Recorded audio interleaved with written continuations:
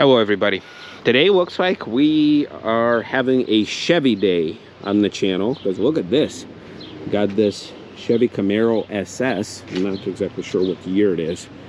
Let's take a look here. We got 2010 Chevy Camaro SS. That's unlocked.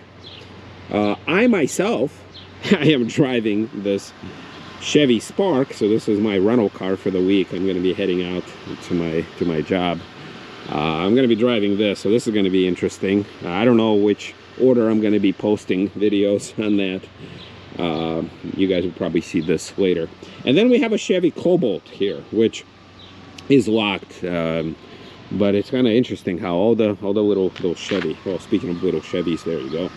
Yeah, but we're going to look at this Camaro first. And you know what? Even though I am not a sport car type of person, but I always loved Camaros. And I love them as long as the arrow nose, kind of the 90s. And I'll be posting the pictures of the ones that I really love. And I love the last generation of the older body styles. But I love these as well. So, and it is unlocked, so we're going to be looking at it. Obviously, now, it's here in the service, spot, but I think it's a trade-in. So maybe it needs service, but it's a trade-in car and it's unlocked, so I'm not peeking into people's service vehicles. Yeah, I always love this. I love the Camaro. I love this body style as well. Obviously, the Transformers movies did a whole lot to market this vehicle. It's pretty popular. I mean, I see a lot of them, at least where I'm at. It's got this. It's really hot. 6.2 liter. This stripe that's which is weird because it's only got the stripes on the hood. It doesn't have it here, but then it has it on the trunk. So it's some sort of a weird package where it's a taped on stuff where they kind of skip the roof. Usually, I don't think I've ever seen that before. Okay, so it's got aftermarket rims. What is these? Drag. They are pretty sporty looking. There's not a whole lot of tread. Oh, there's these little red things again. They're little insects. But anyway, all right. So it's a 20-inch rim. Obviously, it's an aftermarket. This comes from an era where they couldn't help themselves but to stick these little GM things. Camaro, got the SS here. I love this. Like the little things here and there. Just the overall styling. These gills, which I'm surprised they're not painted black. We're going to be going inside in a second. But also, yeah, from the back, like, there's just something special about this style.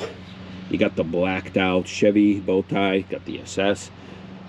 It's interesting how it doesn't say Camaro on the back of it. I guess it doesn't have to. I mean, people kind of know what it is, but still interesting to see. Got really nice exhaust pipes happening.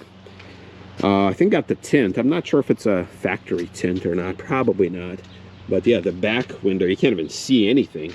The sides are not, so maybe this is an aftermarket, although I'm not sure. Obviously, I just find these cars. I don't know any history about them. I don't know if there's anything wrong mechanically with them. I will be looking under the hood, and if I can, pop the trunk, because I'm kind of curious myself. But it's a 2010. All right. So there's a little sticker. Well, not a sticker, but a piece of paper. All right. So, okay, I don't want to hit the car. This is Kia Soul that is locked. All right, let's jump in. Let's see, what do we have? Oh, I haven't been inside a Camaro for quite some time, but the door card, yeah, it's pretty cheap. It's all plastic. I got this silver trim, which is all glossy and reflective. I kind of like this. Door pull. All right, auto up, auto down. Actually, the same switches as on that 2020 Spark. All right, seats. You know what? I'm surprised that even though this is like the SS, okay, and it does work, so it has some juice in it. Seats are not that sporty. They are semi-comfortable. It's got this weird type of headrest, which, okay, I won't be able to do with one hand. But okay, you got the nice stitching here. Yeah, it's hard. Like, it's pretty hard on your head, but I guess this is the more modern interpretation of a safety standard here. And then we're gonna pop the trunk. Oh, really? The trunk doesn't pop. Okay, oh well. All right, well, you got the Chevrolet here, surprisingly not a Camaro. Then let's see, can we... Oh, I don't know what that is. It's got some sort of a silver thing. Oh, it's one of these performance things. Oh, okay, that's weird. You know what? I'm gonna put it down here. I can't see it. And all right, we gotta pop the hood. All right, so the hood pops. I wonder if the person who traded it in even realized that they were leaving this in the car. All right, I'm gonna put it back later. I don't want to waste like 20 minutes trying to do this. All right, so same switch. So this is the weird thing. Same switches as that Chevy Spark again, but this one's got fog lights. Okay, and then the little dimmer thing. Yeah, it's exactly the same. Like, I hate to compare these two cars, but man, like, this is still the same. My 2010 LaCrosse had exactly the same thing. That 2021 Spark has the same exact thing. Like the same stalk and the same menu button. It has a little bit more advanced screen, but I'm pretty sure my 2010 Buick, the LaCrosse, had the same thing. Obviously, gauges are different, okay, but similar in design. You have the steering wheel here different. Okay, it's got the designated Camaro thing here. You got the little tiny SS there. Okay, you know, I think ergonomics of it, I mean, it's, oh, right, relax paper. Let me tuck you in there. All right. Yeah, it's weird how kind of the buttons are, they're not very, like, look at this, like, okay, so, all right, well, now I just locked it, but at least now it's straight. Look at this, like, you have your hands here, right? It's not very convenient, especially, like, for the phone, like, you're forced to bend your fingers at an unnatural angle while holding onto the steering wheel. If not, I mean, yeah, you can hold your hand here and then press the buttons, but yeah, not very strange. And then here you got the cruise control, same thing, like your fingers don't naturally want to go there, and then you have a blank switch, which very strange. You do have some buttons here for your, oh, look at this, I never knew that. You have your paddle shifters, but that's not a paddle shifter. That's just a little piece of plastic that tells you that this is your paddle shifter. That's weird, I never knew that. All right, same as on my Buick, the same stock and same as on that car. I hate to compare them, but I mean, how can I not?